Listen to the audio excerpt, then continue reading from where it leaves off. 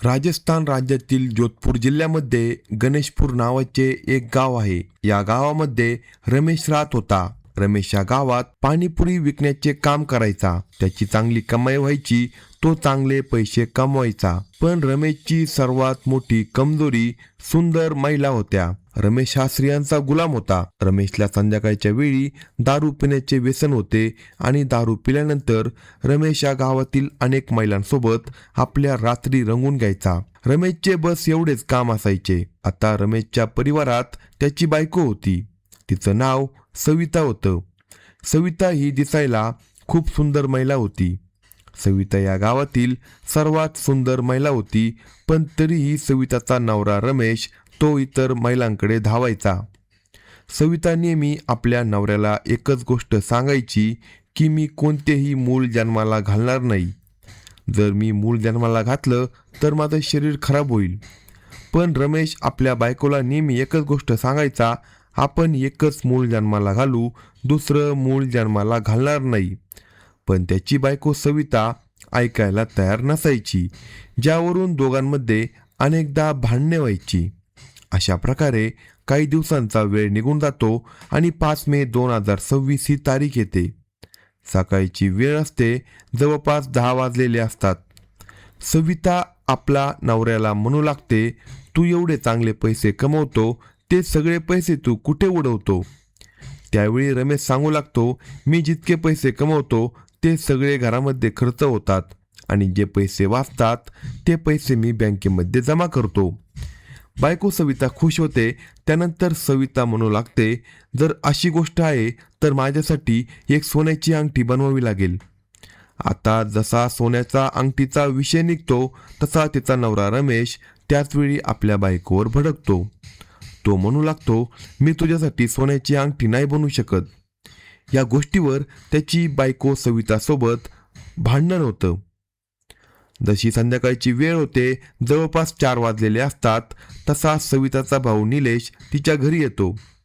सविता आपल्या भावाला म्हणू लागते, मी तुझ्यासोबत 3-4 दिवसांसाठी माहेरी येऊ इच्छिते.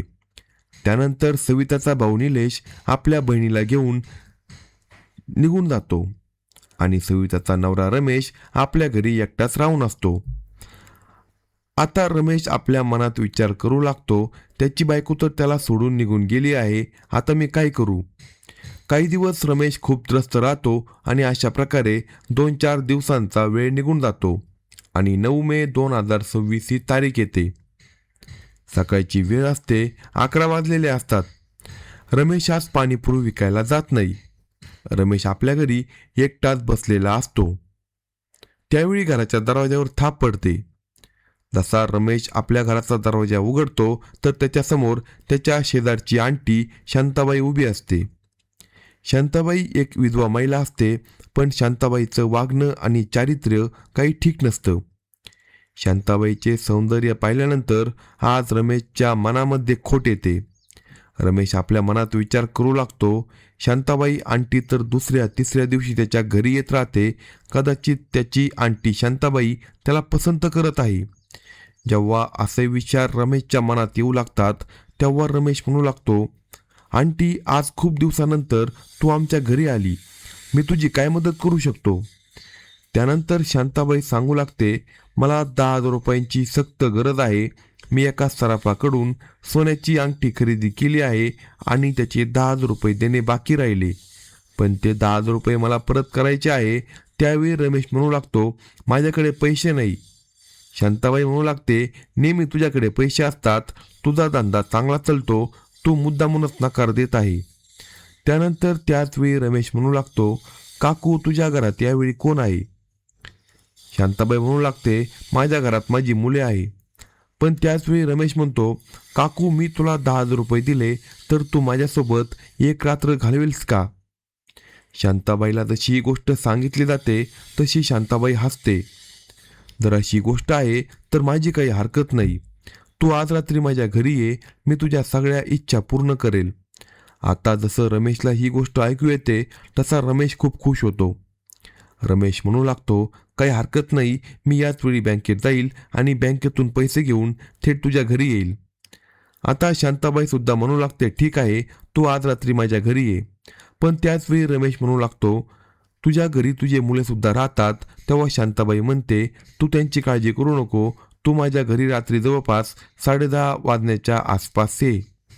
बस या 2-4 गोष्टी केल्यानंतर शांताबाई घरातून बाहेर पडते आणि मग त्यानंतर आपल्या घरी निघून जाते. त्याचवेळी रमेश आपले बँकेचे पासबुक घेऊन जवळच्या बँकेत जातो आणि बँकेत गेल्यानंतर 10,000 रुपये काढतो. 10,000 रुपये घेऊन तो आपल्या घरी येतो. जशी संध्याकाळची वेळ होते, जवळपास 6:30 वाजलेले असतात. त्याचवेळी रमेश शांताबाई आंटीला फोन करतो आणि तो म्हणतो, आंटी, मी 10,000 रुपये घेऊन माझ्या घरी आलो आहे आणि जवळपास 10:30 वाजता तुझ्या घरी येईल. पण त्याच वेळी शांताबाई म्हणते, मला तुला भेटायचे आहे, तू आत्ताच माझ्या घरी ये. आता यानंतर रमेश शांताबाई आंटीच्या घरी जातो. रमेश पाहतो की शांताबाईचे दोन्ही मुले घरात खेळत असतात. त्यानंतर शांताबाई रमेशला म्हणते, रमेश, तू मेडिकलमध्ये जा आणि तिथून काही झोपेच्या गोळ्या घेऊन ये. तू झोपेच्या गोळ्या आणल्या की मी ती गोळ्या माझ्या मुलांच्या जेवणामध्ये टाकेल, त्यामुळे माझी मुले लवकर झोपी जातील. आता त्यानंतर रमेश त्याचवेळी तिच्या घरातून बाहेर पडतो आणि गावातील मेडिकलमध्ये जाऊन जास्त पैसे देऊन आकाश नावाच्या व्यक्तीकडून झोपेच्या गोळ्या खरेदी करून आणतो. तो थेट शांताबाईच्या घरी जातो आणि शांताबाईला त्या झोपेच्या गोळ्या देतो. शांताबाई म्हणते, तू तुझ्या घरी जा, पण जशी रात्र होईल तसं रात्री 10:30 वाजता इथे ये.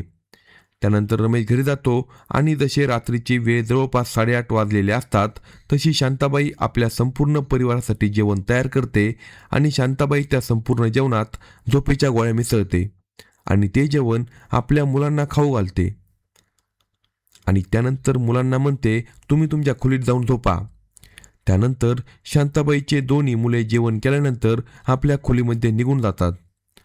जवळपास पाऊण तासानंतर शांताबाईच्या दोन्ही मुलांना गाढ झोप येते. त्यानंतर शांताबाई त्याचवेळी मोबाईल फोन उचलते आणि रमेशला कॉल करते. रमेशला सांगते, रमेश, रस्ता अगदी साफ आहे, तू आता माझ्या घरी ये.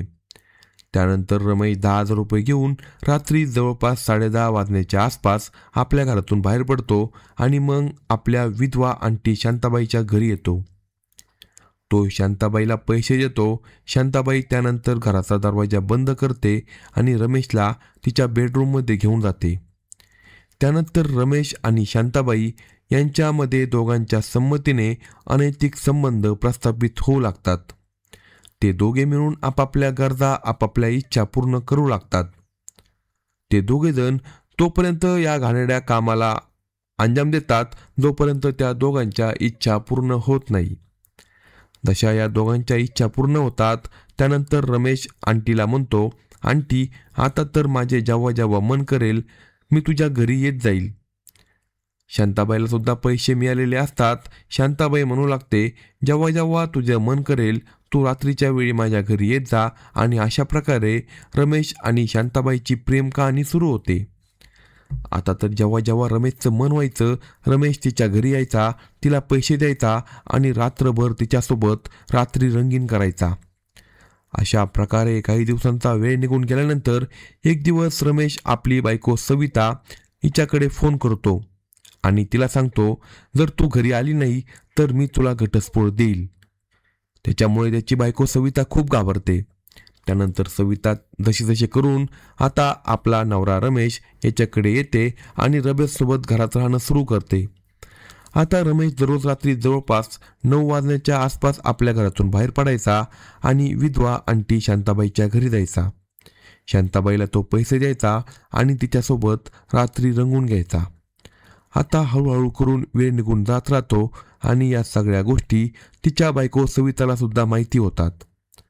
आता जशा या गोष्टींबद्दल सविताला माहिती मिळते, तशी सविता आपला नवरा रमेश याला म्हणू लागते, तू शांताबाईच्या घरी जातो आणि तिच्यासोबत तुझ्या रात्री रंगवतोस. ती अशी स्त्री आहे जी तुला लुटून घेईल आणि तुझ्या सगळ्या पैशांवर सापासारखी कुंडली मारून बसेल. पण रमेश आपल्या बायकोच्या सगळ्या गोष्टी एका कानाने ऐकायचा आणि दुसऱ्या कानाने सोडून द्यायचा. जवळजवळ 1 महिन्याच्या आत शांताबाई या रमेशचे सगळे बँक बॅलन्स रिकामे करून चुकलेली असते. रमेशकडे आता अजिबात पैसे राहत नाही. रमेश आता उदास आणि त्रस्त राहू लागतो. रमेश आपल्या मनात विचार करू लागतो की त्याच्या बँकेत जितके पैसे होते ते सगळे पैसे संपले आहे. आणि एक दिवस असा येतो ज्यामध्ये रात्री जवळपास 10 वाजण्याच्या आसपासची वेळ असते. रमेश आपल्या घरातून दारूच्या नशेत धुंद होऊन बाहेर पडतो आणि विधवा महिला शांताबाईच्या घरी जातो. शांताबाईच्या घराच्या दरवाज्यावर थाप दिली जाते. शांताबाई आपल्या घराचा दरवाजा उघडते. शांताबाई पाहते की तिच्या समोर नशेत धुंद असलेला रमेश उभा असतो. शांताबाई त्यावेळी रमेशला म्हणते, आजपासून तुला माझ्या घरी येण्याची काही गरज नाही. ना तू मला पैसे देतो ना दुसरं काही देऊ शकतोस. अशा प्रकारे जशा या गोष्टी रमेशला बोलल्या जातात तेव्हा रमेशच्या मनावर आणि मेंदूवर या गोष्टींचा खोल परिणाम होतो. आणि दुसऱ्या बाजूला शांताबाई त्याचवेळी आपल्या घराचा दरवाजा बंद करून घेते. आता रमेश थकून भागून आपल्या घरी येतो. अशा प्रकारे आता रमेशला पूर्णपणे तुटलेला असतो. रमेश आता लोकांकडून पैसे उधारीवर घ्यायचा. त्या सगळ्या पैशांची तो दारू प्यायचा आणि दारू पिल्यानंतर रमेश आपली बायको सविता हिच्यासोबत भांडणे करायचा, ज्यामुळे सविताच्या मनावर आणि मेंदूवर सुद्धा खोल परिणाम होतो. आता सविता पुढे जाऊन 2 मोठ्या घटनांना अंजाम देणार होती, ज्याची संपूर्ण जिल्ह्यात चर्चा होणार होती. अशा प्रकारे सविता आता विचार करू लागली, तिचा जर नवरा दारोडा बांधला आहे आणि तिच्या नवऱ्याने जितके पैसे कमवले होते ते सगळे पैसे विधवा महिला शांताबाईवर उधळून दिले आहे. आता सविता या सगळ्या गोष्टी विचार केल्यानंतर चुकीच्या मार्गावर चालण्यासाठी तयार होते. अशा प्रकारे काही दिवसांचा वेळ निघून गेल्यानंतर 10 जून 2026 ही तारीख येते. सकाळचे जवळपास 10 वाजलेले असतात. सविता आपल्या घरी एकटी बसलेली असते. सविता या गोष्टीबद्दल विचार करत असते की सध्या तिच्या घरात खूप गरिबी आहे. 3 वेळचे जेवण सुद्धा मोठ्या मुश्किलीने घरात बनत आहे. सविताला कुठून तरी समजतं की या गावात एक सोनार राहतो आणि त्या सोनाराचे नाव आनंद असतं. आनंदकडे चांगले पैसे असतात. आनंदकडे सगळं काही असतं, पण आनंदच्या घरात त्याची बायको नसते. कारण आनंदच्या बायकोचा मृत्यू झालेला असतो आणि आनंदची 2 मुले बाहेर राहून नोकरी करत असतात.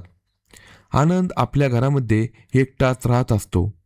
अशा प्रकारे जसं सविताला आनंदबद्दल या सगळ्या गोष्टी समजतात तशी सविता आपल्या घरातून बाहेर पडते आणि थेट ही महिला सविता आनंदच्या घरी जाते.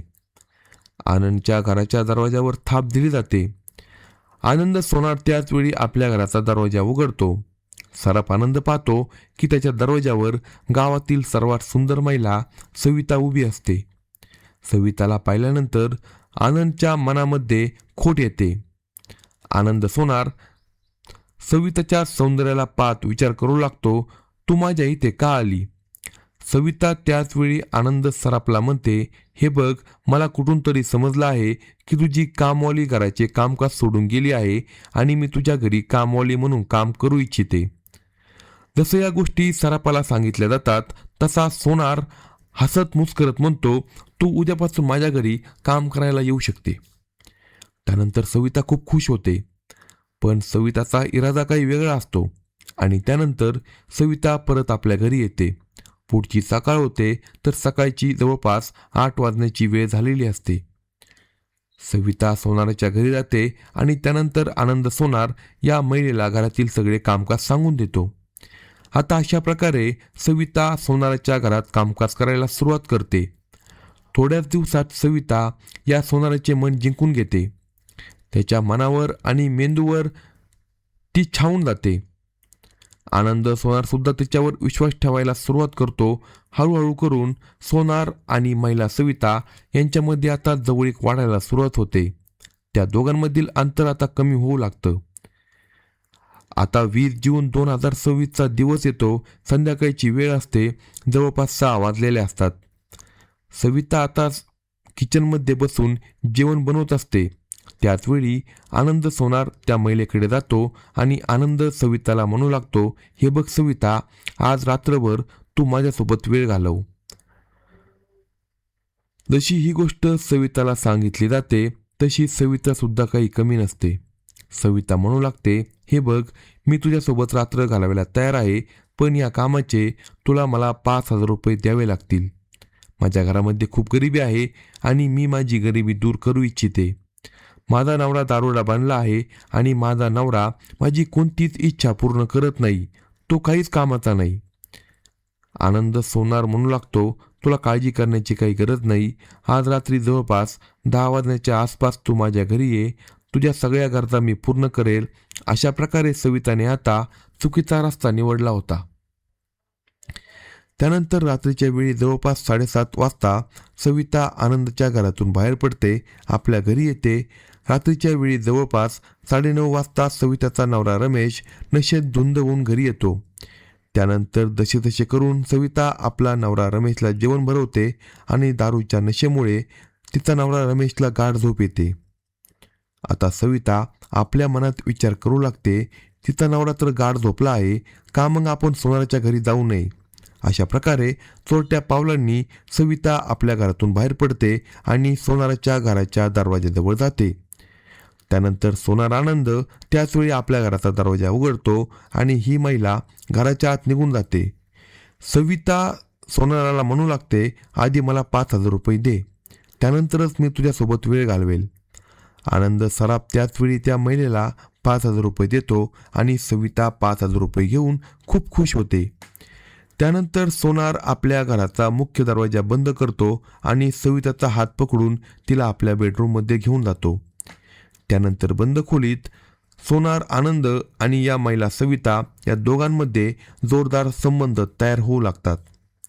ते दोघे मिळून आपापल्या गरजा, आपापल्या इच्छा पूर्ण करतात.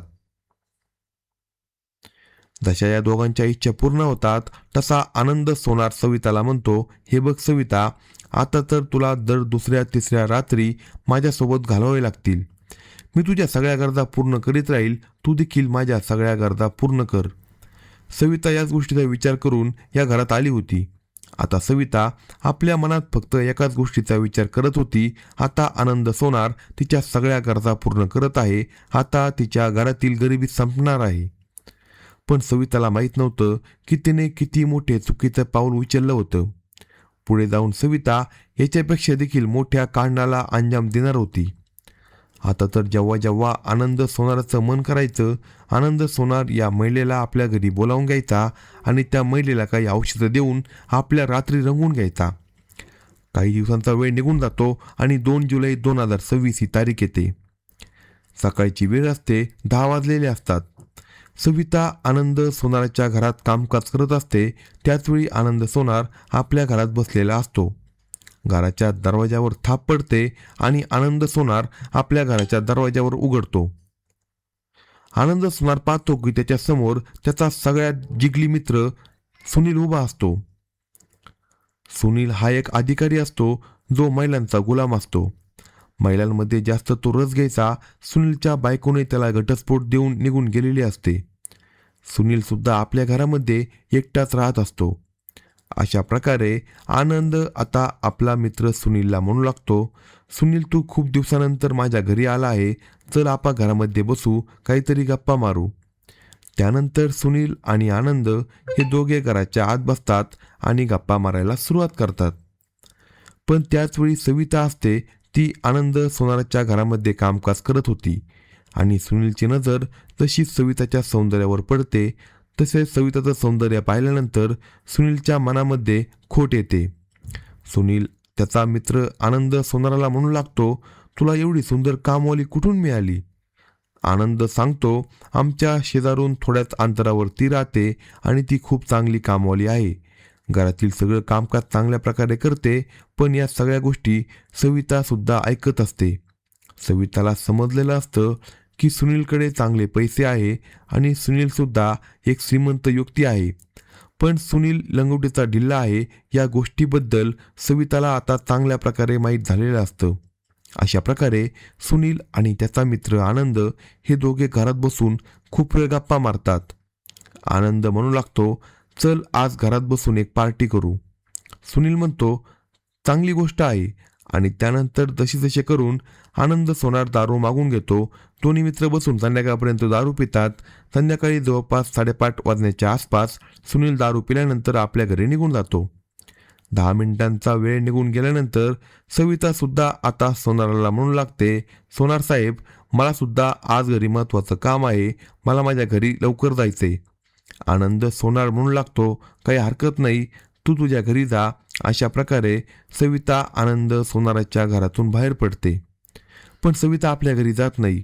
उलट सविता थेट सुनीलच्या घरी जाते. घराचा दरवाजा ठोठावला जातो. सुनील आपल्या घराचा दरवाजा उघडतो. सुनील पाहतो की त्याच्यासमोर सविता उभी असते आणि सविताचे सौंदर्य पाहून सुनील म्हणू लागतो, घराच्या आतमध्ये ये. त्यानंतर सविता घराच्या आतमध्ये जाते. सुनील आता सविताला म्हणू लागतो, तुला आनंद घरी काम करण्याचे किती पैसे देतो? सविता म्हणू लागते, आनंद सोनार मला 1,000 रुपये देतात. पण सुनील म्हणू लागतो, जर अशी गोष्ट आहे तर मी तुला 3,000 रुपये देईल, तू माझ्या घरी कामाला सुरुवात कर. सविता जसं 3,000 रुपयांबद्दल ऐकते तसा सविताला हाव सुटते. सविता म्हणू लागते, ही तर अजून चांगली गोष्ट आहे, मी उद्यापासूनच तुमच्या घरी काम करायला सुरुवात करेल. अशा प्रकारे आता सविता सुनीलसोबत गप्पा मारल्यानंतर परत आनंदच्या घरी येते आणि आनंद सोनाराला म्हणू लागते, मी उद्यापासून सुनीलच्या घरी काम करायला सुरुवात करेल, कारण तो मला प्रत्येक महिन्याला 3,000 रुपये देणार आहे. आनंद सोनार म्हणू लागतो, तू काम तिथे हवे तर कर, पण तुला रात्री माझ्यासोबत घालवाव्या लागतील. आता त्यानंतर सविता म्हणते, काही हरकत नाही, मी दर 3ऱ्या-4थ्या रात्री तुमच्या घरी येत जाईल. आनंद सोनाराला या गोष्टीचा आक्षेप नसतो आणि अशा प्रकारे आता सविता सुनीलच्या घरी काम करायला सुरुवात करते. जवळपास 2-4 दिवसांचा वेळ निघून जातो. आता सविताची नजर सुनीलच्या पैशांवर टिकलेली असते. सविता पुढे जाऊन खूप मोठं काम करणार होती, ज्याची चर्चा संपूर्ण जिल्ह्यामध्ये घुसणार होती. 12 जुलै 2026 ही तारीख येते. सकाळी 8 वाजण्याच्या आसपासची वेळ असते. सविता सुनीलच्या घरी जाण्यासाठी तयार झालेली असते. त्याचवेळी सविताचा नवरा रमेश आपली बायको सविताला म्हणू लागतो, सविता, तुझ्याकडे एवढे पैसे येतात कुठून? तू कितीतरी सोन्याच्या अंगठ्या खरेदी केल्या आहे, 2 सोन्याच्या चेन सुद्धा खरेदी केल्या आहे आणि तुला मला देण्यासाठी काहीच नाही, मला 500 रुपये दे. तेव्हा रमेशची बायको सविता म्हणू लागते, माझ्याकडे तुला देण्यासाठी पैसे नाही, मी तुला पैसे देईल आणि तू पुन्हा दारू पिऊन घरी येशील, पुन्हा माझ्यासोबत भांडण करशील. रमेश आपली बायको सविताला म्हणू लागतो, मी आज नंतर तुझ्यासोबत भांडण करणार नाही, बस तुला काही पैसे द्यावे लागतील. आता त्याचवेळी सविता आपला नवरा रमेशला 500 रुपये देते आणि म्हणते, दारू पिऊन घरी येऊ नको. त्याचवेळी रमेश 500 रुपये घेऊन आपल्या घरातून बाहेर पडतो आणि सवितासुद्धा सुनीलच्या घरी काम करण्यासाठी निघून जाते. संपूर्ण दिवस निघून जातो. संध्याकाळचे जवळपास 6 वाजण्याची वेळ असते. सविता सुनीलच्या घरी काम करत असते तेव्हा सुनील आपल्या घरामध्ये बसून दारू पित असतो. सुनीलला थोडीशी नशा झालेली असते. सुनील सगळे काम सोडून येतो आणि त्या सविताकडे जातो. सविताला म्हणतो, हे बघ सविता, कितीतरी दिवसांचा वेळ निघून गेला आहे, तू माझ्या घरी सतत काम करत आहे आणि आज मला वाटतं तू माझ्यासोबत तुझी रात्र घालवावी. आता जसा तो या शाप शब्दात सविताला या गोष्टी सांगितल्या जातात तशी सविता म्हणू लागते, तू कशाची काळजी करू नको, आजची संपूर्ण रात्र मी तुझ्यासोबत घालवेल, पण बदल्यात तुला मला 25,000 रुपये द्यावे लागतील. जशी ही गोष्ट सुनील ऐकतो तसा सुनील म्हणू लागतो, 25,000 रुपये मी तुला देऊ शकतो, पण आजची संपूर्ण रात्र तुला माझ्यासोबत घालवावी लागेल. सुनील त्याचवेळी आपलं कपाट उघडतो, 25,000 रुपये काढतो आणि सविताला देतो. 25,000 रुपये घेऊन सविता खूप खुश होते. सविता म्हणते, सुनील साहेब, आज रात्री 10 वाजताच्या आसपास मी तुमच्या घरी येईल, तुमच्या सगळ्या गरजा पूर्ण करेल. आणि अशा प्रकारे या 2-4 गोष्टी केल्यानंतर सविता 25,000 रुपये घेऊन आपल्या घरी येते. आता जशी रात्रीची जवळपास 9:30 वाजण्याची वेळ होते तसा सविताचा नवरा रमेश सुद्धा दारूच्या नशेत धुंद होऊन आपल्या घरी येतो आणि तरीही त्याची बायको सविता आपला नवरा रमेशला जेवण देत नाही. जेवण झाल्यानंतर रमेश गाढ झोपी जातो आणि त्यानंतर त्याची बायको सविता असते ती चोरट्या पावलांनी आज सुद्धा आपल्या घरातून बाहेर पडते आणि मग त्यानंतर सुनीलच्या घरी निघून जाते. सुनीलच्या घराच्या दरवाज्यावर थाप दिली जाते. सुनील आपल्या घराचा दरवाजा उघडतो आणि त्यानंतर सुनील साहेब या महिला सविताला घेऊन आपल्या बेडरूममध्ये जातो. त्यानंतर रात्रभर त्या दोघांमध्ये जोरदार शरीर संबंध होतात. ते दोघेजण आपापल्या गरजा पूर्ण करू लागतात. आता जसं या दोघांचं काम संपतं तसा सुनील म्हणतो, सविता तुला काळजी करण्याची काही गरज नाही, पैशांची सगळी कमतरता मी पूर्ण करेल, पण तुला माझ्यासोबत रात्री घालवावे लागतील. सविता सुद्धा म्हणू लागते, सुनील साहेब तुम्ही कशाची काळजी करू नका. जेव्हा जेव्हा तुम्हाला वाटेल तुम्ही मला तुमच्या घरी बोलावू शकता, मी लगेच हजर होईल. आणि अशा प्रकारे आजच्या रात्री सविता सुनीलच्या घरातून बाहेर पडते आणि आपल्या घरी परत येते. आता तर सविताने दोन व्यक्तींना आपल्या जाळ्यामध्ये अडकवलं होतं. पहिला आनंद सोनार आणि दुसरा सुनील. सविताचे जेव्हा जेव्हा मन करायचे आनंद सराफाच्या ती घरी निघून जायची, त्याच्याकडून पैसे घ्यायची, त्याच्यासोबत वेळ घालवायची. दुसऱ्या बाजूला जेव्हा सुमिताचं मन व्हायचं तेव्हा ती सुनीलच्या घरी निघून जायची आणि सुनीलसोबत सुद्धा आपला वेळ घालवून त्याच्याकडून काही पैसे घेऊन जायची. अशा प्रकारे सविताने एक रस्ता निवडला होता जो खूपच भयानक ठरणार होता. अशा प्रकारे 15 जुलै 2026 ही तारीख येते. सकाळचे जवळपास 10 वाजलेले असतात. रमेश आज सुद्धा आपली बायको सविताकडे काही पैसे मागतो. सविता आपला नवरा रमेशला पैसे द्यायला नकार देते. या गोष्टीवरून दोघांमध्ये भांडण होतं. भांडण झाल्यानंतर रमेश आपल्या बायकोसोबत मारहाण सुद्धा करतो, पण शेजारी मध्यस्थी करून सोडवासोडव करतात. त्यानंतर रमेश आपल्या घरातून बाहेर निघून जातो. आजच्या वेळी सविता भांडणामुळे सुनीलच्या घरी कामाला जाऊ शकली नव्हती. आता जसा 1 तासाचा वेळ निघून जातो त्यानंतर सुनील आपल्या घरात विचार करू लागतो, आज सविता त्याच्या घरी कामाला का आली नाही, मला त्याच्या घरी गेलं पाहिजे. त्यानंतर सुनील आपला मित्र आनंद सोनार याच्याकडे कॉल करतो, त्याला आपल्या घरी बोलवतो. त्यानंतर सुनील आणि आनंद दोघे घरात बसून खूप वेळ दारू पितात. जेव्हा दोन्ही मित्रांना नशा चढते तेव्हा सुनील आपला मित्र आनंदला म्हणू लागतो, आज माझी कामवाली इथे आली नाही, असे करू, दारू पिल्यानंतर आपण दोघे तिच्या घरी जाऊ आणि तिच्या घरी तिच्यासोबत वेळ घालू. आनंद सोनार म्हणतो, तिच्या घरी तिचा नवरा रमेश राहतो. सुनील म्हणतो, तो तर कुठंतरी दारू पिण्यासाठी गेला असेल. अशा प्रकारे सुनील आणि आनंद हे दोघे दारूच्या नशेत धुंद होऊन सुनीलच्या घरातून बाहेर पडतात. काही मिनिटातच ते दोघे मित्र रमेशच्या घरी पोहोचतात. रमेशची बायको सविता हिला कित्येक वेळा हाका मारल्या जातात. सविता आपल्या घराचा दरवाजा उघडते. सविता पाहते की तिच्या घरासमोर सुनील आणि आनंद दोघे उभे असतात. दोघांना पाहिल्यानंतर सविता म्हणू लागते, तुम्ही तुमच्या घरी जा, माझा नवरा रमेश कोणत्याही क्षणी इथे येऊ शकतो. पण सुनील विचार करू लागतो, आज तू माझ्या घरी कामाला का आली नाही. त्याचवेळी सविता म्हणते, आज माझे आणि माझ्या नवऱ्याचे भांडण झाले होते, या कारणामुळे मी तुझ्या घरी आले नाही. त्याच दरम्यान सुनील घराच्या आत शिरतो. घराच्या आत पाहतो की सविता घरात एकटीच असते.